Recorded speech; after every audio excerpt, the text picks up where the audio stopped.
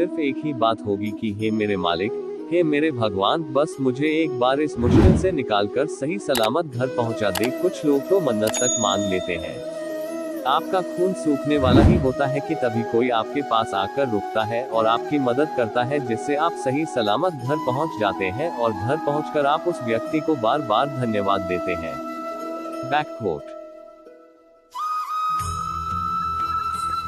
अल्लाह, खुदा, भगवान, ईश्वर सभी एक साथ याद आने लगेंगे और जुबां पर सिर्फ एक ही बात होगी कि हे मेरे मालिक, हे मेरे भगवान, बस मुझे एक बार इस मुश्किल से निकालकर सही सलामत घर पहुंचा दे। कुछ लोग तो मन्नत तक मांग लेते हैं। आपका खून सूखने वाला ही होता है कि तभी कोई आपके पास आकर रुकता है और आपकी मदद करता है, जिससे आप सही सलामत घर पहुंच जाते हैं और घर पहुंचकर आप उस व्यक्ति को बार बार धन्यवाद देते हैं।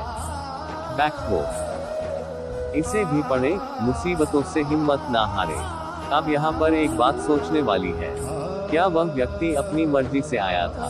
क्या उसका आना एक इत्तेफाक था, या उसे उस रब ने, उस मालिक ने, उस भगवान, उस खुदा ने आपके पास भेजा था? जहाँ तक मेरा मानना है, उसे उस मालिक, उस भगवान ने आपके पास भेजा था, ताकि आप उस मुश्किल, उस मुसीबत से निकल सके। क्योंकि ईश्वर सभी जगह नहीं आ सकते, वो आपकी मदद करने के लिए किसी न किसी को आपके पास भेज देते हैं। ये तो मात्र एक उदाहरण था। इसी तरह की बहुत सी बातें हमारी जिंदगी में होती हैं। आज मैं ऐसी ही एक कहानी आपके सामने पेश कर रहा हूँ, जो आपको बताएगी कि भगवान सबकी सुनता है और सबकी मदद भी करता है। बस आपको धैर्य और खुद में तथा भगवान में विश्वास रखना है।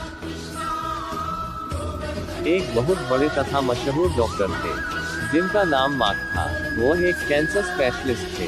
एक बार वे किसी सम्मेलन में भाग लेने लिए किसी दूर के शहर जा रहे थे। वहां उनको उनकी नई मेडिकल रिसर्च के महान कार्य के लिए पुरस्कृत किया जाना था।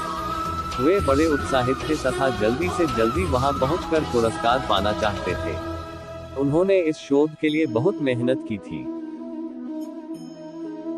उनके जहाज के उड़ने के कुछ समय बाद उनके प्लेन में तकनीकी खराबी आ गई, जिसके कारण प्लेन हवाई जहाज को आपातकालीन लैंडिंग करनी पड़ी। दूसरी फ्लाइट कई घंटे लेट थी।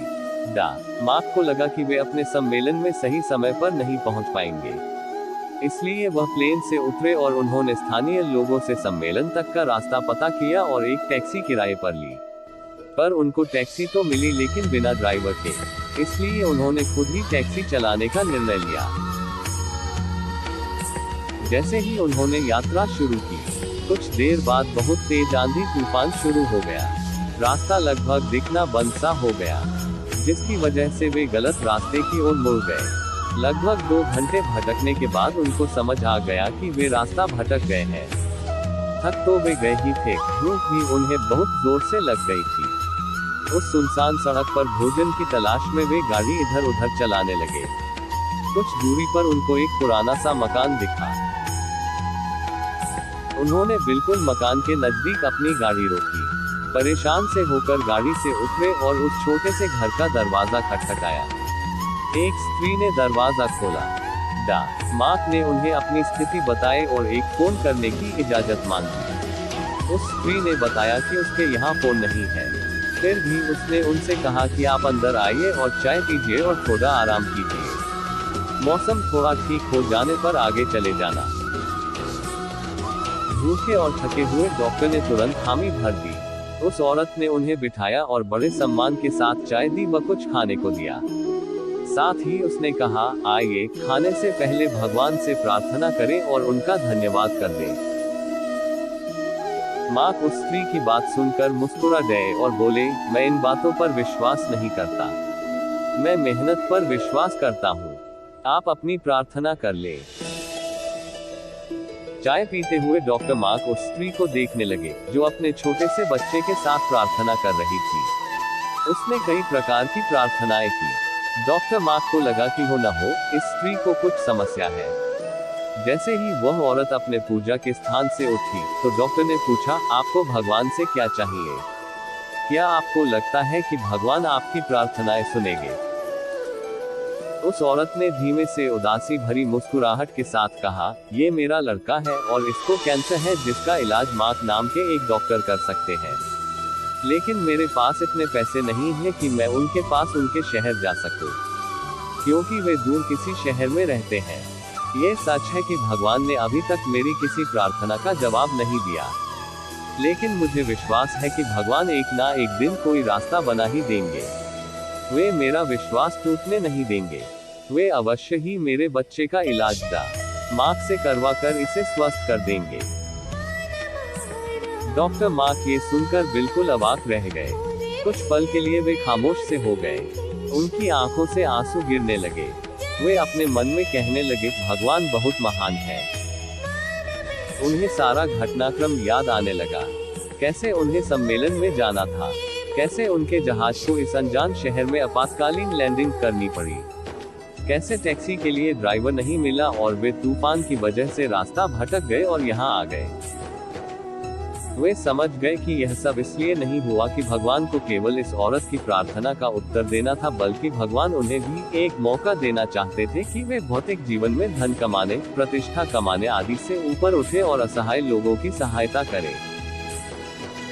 वे समझ गए कि भगवान चाहते हैं कि मैं उन लोगों का इलाज करूं, जिनके पास धन तो नहीं है लेकिन उन्हें भगवान पर विश्वास है। उन्होंने उस स्त्री को सच्चाई बताई और उसके बच्चे का इलाज करके उसे बिल्कुल स्वस्थ कर दिया और वे असहाय और गरीब लोगों का इलाज फ्री में करने लगे। ये कहानी हमें दो सीख देती है। एक तो ये कि हमें कभी भी भगवान से भरोसा नहीं तोड़ना चाहिए और दूसरा, जितना हो सके हमें दूसरों की मदद करनी चाहिए। तो दोस्तों, आप चाहे किसी भी मुश्किल में हो, चाहे आप पर कितनी भी बड़ी मुसीबत आ जाए, आपको कभी भी भगवान के ऊपर से भरोसा नहीं तोड़ना चाहिए।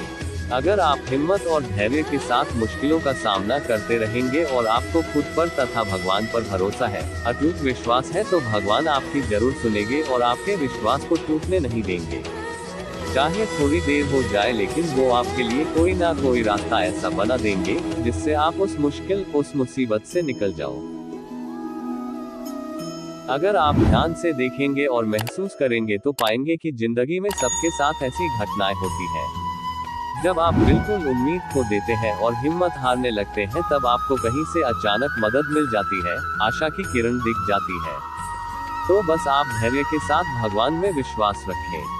भगवान आपको हर मुश्किल, हर मुसीबत से निकाल देंगे।